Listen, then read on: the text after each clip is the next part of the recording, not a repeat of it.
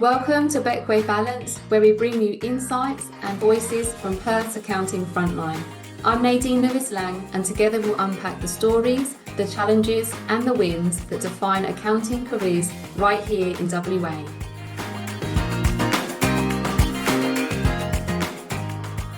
Welcome to Beckway Balance. I'm Nadene, founder of Beckway Professionals Recruitment, and today I'm chatting with someone I truly admire. Bernadette Smith, partner at Aspen Corporate and the CPA WA Divisional Council President. Bernadette has had such a broad and meaningful career, from trainee accountant all the way through to being one of the strongest voices in public practice here in WA. We're going to talk about leadership, legacy, and how the profession is changing, plus some really honest insights for the next generation of accountants coming through. I can't wait to share this one with you. Let's dive in. Welcome, Bernadette. Hello, Nadine. Great to be here today. Lovely. Great to see you, Bernadette. Right, so we'll just get straight into it. So, Bernadette, you began your accounting career in the 90s, and now you're a partner at Aspen Corporate and CPA WA Divisional Council President. That's a long title. What kept you motivated through that long journey? I guess while the 1990s is a date reference for me, it actually started way before that for me. And I was privileged to know at a younger age that I wanted to really help people. And during the course of going through my higher education, I had the privilege of leaning into doing my church's books, leaning into doing my family's farm accounts, leaning into helping other people start to prepare their ITRs, and I was in my teenage years. So for me, the core principles that I learnt from just helping people has helped me go a long way. My values is what I pull from and in that long journey. So for me, identifying who I am, my purpose and my core values of who I am has helped me shape my career and go and pivot different places over that long journey and kept me there. So I recently went through an exercise and had the privilege of going through that exercise actually with my friends and actually asked them what my core values were to them and then what I thought mine were. And it was very surprising to see that they actually matched pretty similar to what I was, which was really good. But integrity, empathy, resilience, caring, loyal, and hardworking was what my friends and peers and colleagues had come up with. For me, it's empathy, compassion, courageous determination, being dependable and being positive in everything we do has really shaped that journey along the way. That's fantastic, Bernadette. That's testament to your character. And it's definitely showed throughout your career, that's without a doubt. So you've worked across hospitality, transport, property, not-for-profits, and many more. And from that diversity of industries, what client lens do you think young accountants should adopt early on? For me, when I'm advising young professionals or accountants coming into the industry, it's all about what their main purpose is, really discovering that first. Mhm. I don't think there's a particular industry unless it's tailored to what they're looking for. So if they've got a high passion for transport, I would be saying, well, are you interested in working for a transport company? Is that where your lies? If they've got a high interest in neurodiversity or something else, is that where your passion lies? Coming into public practice itself, we do such a varied, wide role of SMEs and work. They're going to get all of that across their journey. So I'm very passionate about that because I do believe public practice has got a different lens on it and you get the opportunity to see various businesses. You naturally, as you evolve, so what I was mainly interested in when I first came in at a younger age really has changed now that I'm 35 years into my career. Your journey, your life's journey shapes where you do go and what you really do find interesting. So it's really what's interesting them at the time. So I always say, stay true to yourself. What is your interest? If it's management accounting and I really love doing analytics of data and I really want to do this, then I want to go down that path. If I really love my auditing unit and I really, really enjoyed it, well, then maybe I'm better placed to go into public practice in some audit area. Yeah, absolutely. So align your interests with what you want to do with your career, because then you end up loving what you do. Yeah, So, and I guess just try everything, because you're yeah, new in, so you don't know what you don't know. You don't know if you've got a passion for something unless you give it a try. And there's nothing wrong from trying something and then reshaping and pivoting somewhere else if it's not actually suited for you. absolutely. Yeah, all the experience is valuable, and it will take you leaps and bounds in your Yep. career, definitely. So, with all the experience you've gained, how do you see the role of public practice changing in WA, and what should firms start doing now to adapt? Look, public practice, I always see as we're a trusted advisor to so many individuals and SMSEs out there, self-managed super funds as well, with their trusted advisor that they come to. We're more than just the trusted advisor in accounting, tax, and business services. However, we often are guiding them through some of their life's hardest journeys as they're going through different stages of their business. So we've got a lot of adapting to do in the next period because there's so much technology changes coming in. We've got also world geopolitical influences affecting small businesses. We've got shortage of workers in various industries. So there is a lot of challenge going on for public practice per se. I think we'll be forever being agile and adapting is my motto going forward at the moment. And willingness to learn and face everything like we always have in public practice with, yeah, there's a little bit of change going on, but how do we help our small businesses get through that change as well, will give us the position of where we are. We do have some major reforms happening with AML, CASA changes for public practice, which is well and truly in the news. So the regulatory burden on public practitioners is very high at the moment. And so navigating our way through those and how we all come together and get out that come out the other side of that journey is going to be what's going to be on our minds for the next couple of years. Absolutely. Oh, well said, Bernadette. I couldn't agree with you any more with that. Bernadette, you've been a strong voice in diversity, inclusion, and mental health within the profession. Can you share a moment when you saw a tangible change made in one of these areas and what triggered it?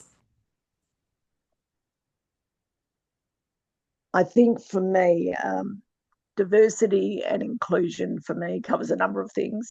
And so does mental health.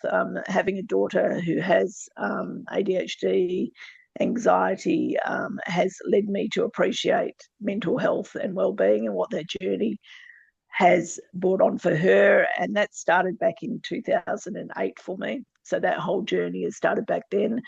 Understanding and getting educated in that space has helped me appreciate what that journey looks for someone who's also going into their career in their office space. So on that side, I'm very strongly looking at supporting workplaces in developing places where everyone's inclusive and can work in the right environment suited for their situation, whether that being have headphones sets on because they need to concentrate, whether they're in have a breakout room to get some breaks in. So it's reshaping where we're going into the future in that area, having EAPs in place. So while they're not required for all small businesses, thinking about what that means and the benefits that it gives you for your employees to actually have support there to go off and get some assistance. Diversity and inclusion has been a long journey for me. But I must say, initially, when I was faced with the question in my career on what that meant to me, I've never thought myself any different. I'm a human, I'm working, I'm qualified in what I do, and I set out every day to do the best I can in my profession as a person. So to me, I've never thought of that diversity. Having explained to me from other people and how that diversity does crop up from time to time has led me to examine some of my precursors that I have within me. So the things that I just don't think about that other people have to encounter. So for me, diversity inclusion is really about putting that lens on, to appreciate every person that's in front of you and what they've challenges they go through, and how do we work in a professional environment, and how do we include everyone. How do we also make sure that we're getting voices heard at a table? We all have different attributes and different leads and different things that we specialise in, but making sure that if you've got someone who's got something to talk about, but they're a little bit more timid and they sit back, making sure that everyone's got an equal voice, equal turn talking and leading within that. In our office, I think it's the EAP that came in for us. Mental health training came in, so being a mental health first aid certificate for accountants was brought in during when we were going through COVID, and it was offered to all accountants out there by CPA Australia to take on and do free, to be able to assist clients as well with wellbeing. And I think it's the fear and the stigma, removing that. In our practice today, my greatest achievement today is that we're celebrating International Men's Day today in our office for the first time in 30 odd years. So for me, that's a new initiative. It's showing and recognising the strength, respect that we have from the male cohort in our office, and understanding what they go through and the fear and stigma that's sometimes put with them. So it's very important to me, celebrating milestones like that, to make it more aware and start talking about it. Start actually physically talking in your office space about it, having a talk about what's going on. Sometimes we forget that men don't get to do that. So having those conversations. Females are very lucky. We do like a good chat. Absolutely. Quite vocal, and because of that, we debrief. So what I learned today with our just having that gathering was just what challenges they face. And so I think it's an equal support of what they do for us, we do for them, and we're supporting all the time. But more importantly, the conversation around it. Oh, that's lovely. That's fantastic to hear as well, that, that you're introducing things into the company. You've been around for a long time, Aspen Corporate, and you're still changing and evolving with the world as well. So giving everybody a voice to speak, it's commendable. Yeah, it's really good. So for the SME clients, which you've touched upon already, I guess often the resources are tight and the expectations are quite high for yourself and for your team. How do you and your team balance delivering high-end advisory with the practical realities of businesses under pressure? Look, I think our approach with our clients, we've been a trusted advisor for many of our clients for more than 30, 35 years plus in the industry. And I think our motto at Aspen has always been about listening to our clients. Every day is hard when they get out and there's a challenge out there in their industry. So listening to what the concern is for 4 months for me is listening, taking that call, looking at the email and picking up the phone and giving them a call just to find out what is the issue that's facing them. Then it's coming up some custom solutions for them often. So working out what they're trying to achieve, what goal it is they're trying to achieve. Sometimes we have to think outside the box of what we've got. It may not be a straight thing that we've got to do for them, like compliance. It's something different that we've got to try and help them manoeuvre through, whether it be employing staff, trying to get new staff when there's a shortage, whether it's approaching the bank and helping them with their figures and looking at their growth patterns, all of those things, thinking outside of what we could be doing. And then just really helping the need of their business problem and how that's fitting into their personal problems as well. Yeah. So for us, it's all of those things that make it us adapt to what they need to have us provide for them and listen to that story. That's fantastic. You've had the clients for so long as well, so you'd have seen them, go through the whole Yep. growth phase. Some of them really successful, doing all sorts of stuff. So growing and investing as well. I think the journey for most clients can be up and down in peaks, and we've had that experience going through with them. So sometimes we're up here and sometimes we're down here because there's different things affecting their industry and different challenges that they face. But they take the wins and they also, move with the challenges. And COVID was really one of those ones that came in place as well.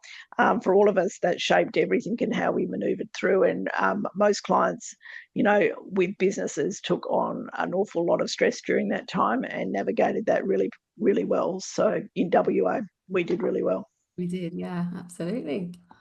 So next one, Bernadette. So technology is everywhere in accounting now. What's one innovation you've adopted at Aspen Corporate that genuinely improved how you serve clients, and one you're still cautious about? So the biggest concern in public practice for us at Aspen Corporate is really data security, data changes, and what we've been going through. Brought forward with COVID again, highlighting things and making things easier, but along with that brought some challenges of making sure that we've got secure data. That data needs to be protected, and it's making sure that we're getting the right technology in place for that. We've adopted portals to be able to take that information in.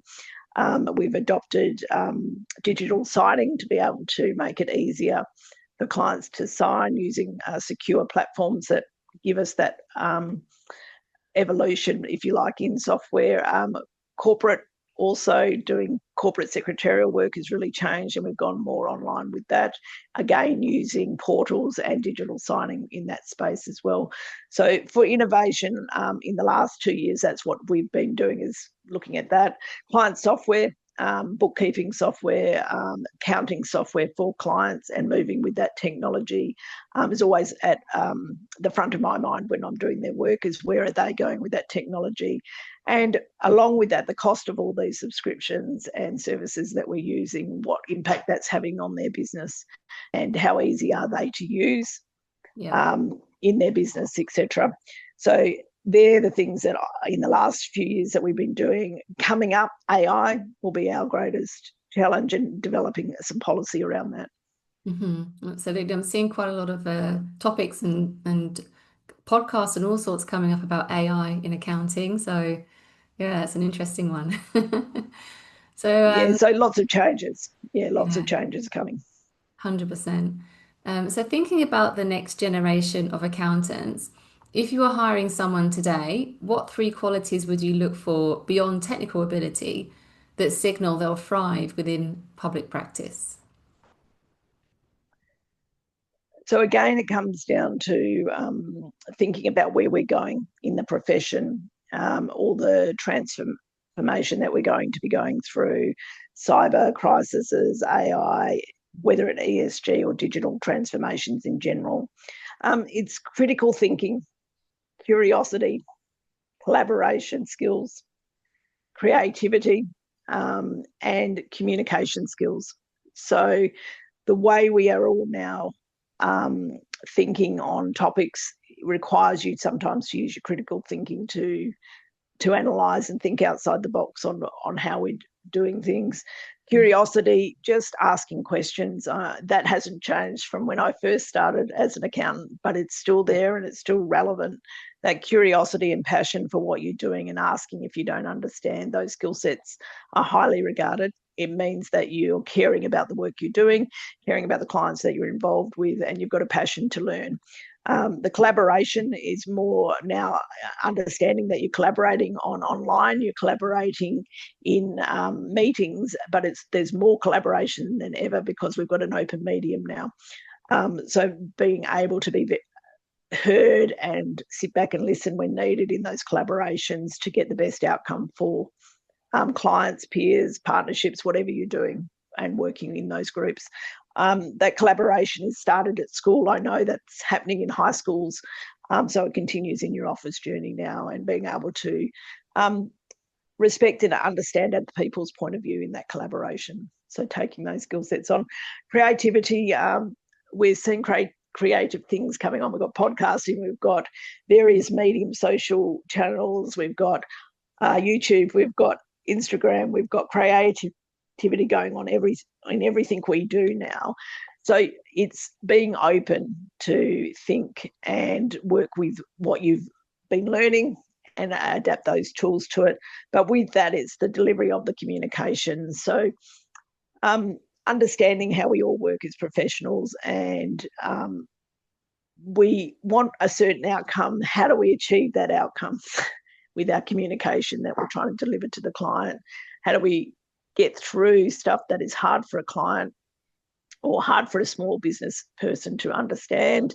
And how do we take the language barrier away and give it in a communication style that basically can be looked at by any person and understood? So it's all those skill sets. Absolutely. And I enjoy as well going into universities and explaining, exactly what you've just said to the accounting and finance students coming through. Soft skills are absolutely critical now within accounting moving forward because they are advisors. They will be advisors. So absolutely. Yeah. Yeah. Um, you've seen countless accountants transition into leadership or partner roles. Which is one mindset shift that you believe marks a difference between a good senior manager and a great partner? So the way I would think about my managing or my manager is that they're looking after my clients, yes, in their realm, they're managing the client workflow and they're managing a group of employees while they're doing that work to get the right results that they're liking to achieve. A good person who's going to evolve into the next level is then looking beyond that and looking at the whole business as a whole. So they're looking at every aspect of the business, every aspect of how that's managed and how we're going to do that, plus keeping an eye on the team and the clients, etc. Obviously, we're always client focused in what we're doing, but we've also got to be team orientated and we've also got to be firm orientated. So the step up from being a manager is coming away from just the team and the clients and then bringing it into the firm or the business or the corporation view perspective. That doesn't happen overnight, and it can't. It's got to take time to get there. It's understanding and gradual mentorship by the other partners to actually take that journey. It does take a few years to get through that journey because there's so many facets of a business you've got to understand. Hmm. Yeah, definitely. That's something that I get asked quite a lot actually, especially from managers, because they sometimes don't get the transparency of all the information that they need to get to that level. Yeah, But it's having that yeah, sort of commercial acumen, isn't it, around the business yeah, to yeah. step up to the next level. The way I always look at most accountants is I always tell them to start exploring what's involved in getting their public practice certificate if they're in public practice, because that is going through those facets of understanding the other journey. I mean, there's more components. There's, in running a business, you've got your finance side, you've got your IT side, you've got your employment side, you've got a number of areas that all fit in and they've all got to be managed and balanced well. Um, and you've got to have areas, you've got to have understanding in all those areas to survive in business. So it's actually doing those business skills. Again, a lot of them are soft skills that you learn as you're going through. So that's what's very important. Excellent. And if you could share one piece of advice to women aspiring in leadership in the accounting profession, especially those juggling career, family, and ambition, what would that be? And I think that's particularly important because I'm pretty sure that you've got twins, haven't you, as well, Bernadette? And you managed to. I do. Yes, I do.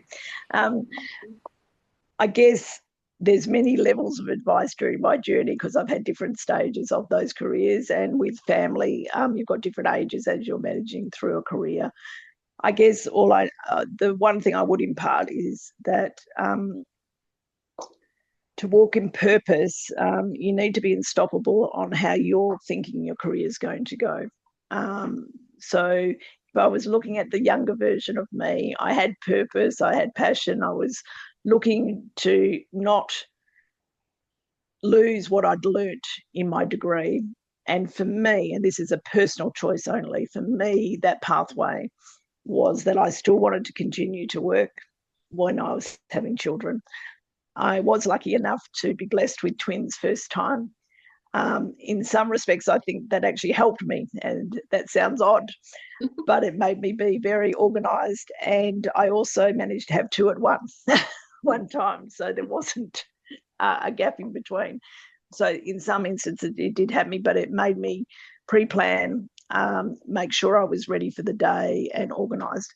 That doesn't come without challenges and sacrifices. So you can have it all. It's got to be balanced. but there are some sacrifices I had to make to actually achieve going through a career and working full time. That was right for me. It doesn't necessarily have to be right for everyone. So it's walking your purpose, what you're wanting to achieve out of you, what you want to do. You might not want to work full time. You might want to work part time. It's your balance and what you want to do.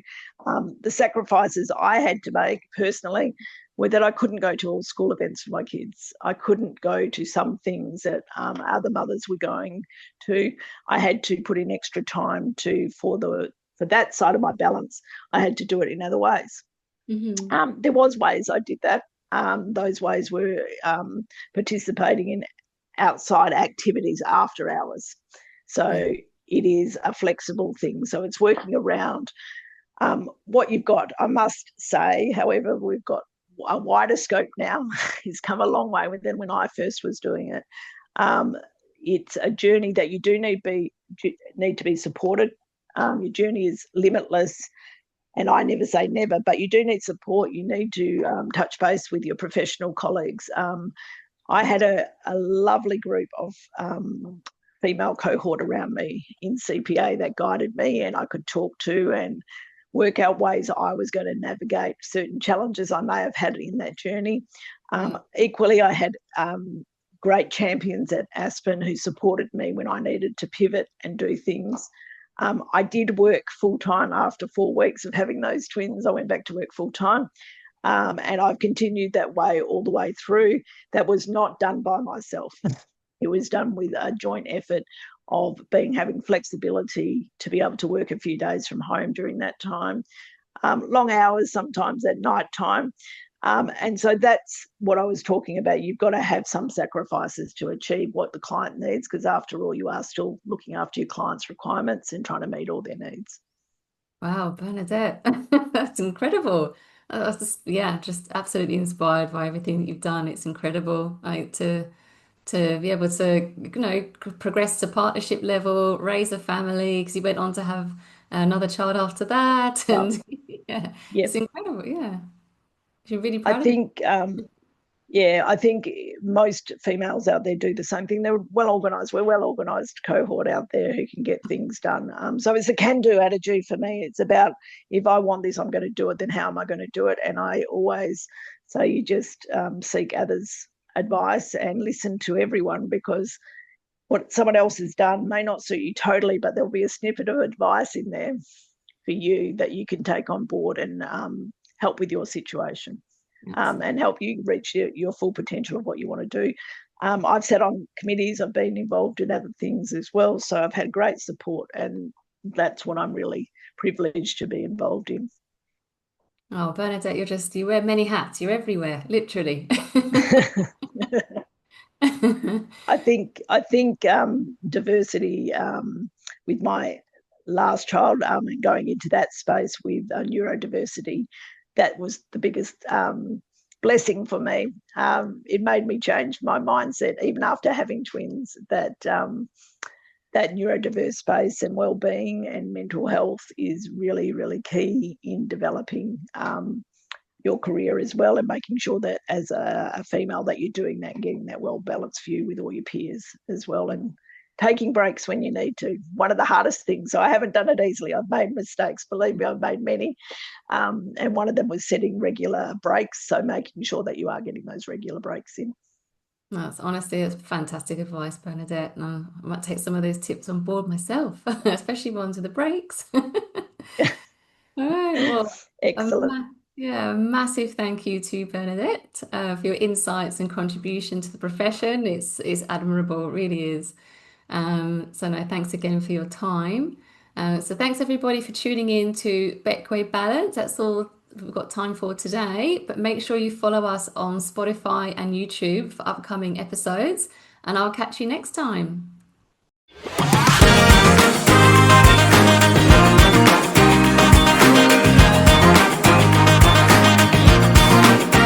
You've been listening to Beckway Balance, Insights and Voices from Perth's Accounting Frontline. Follow us for more real stories and practical insights from Perth's accounting community.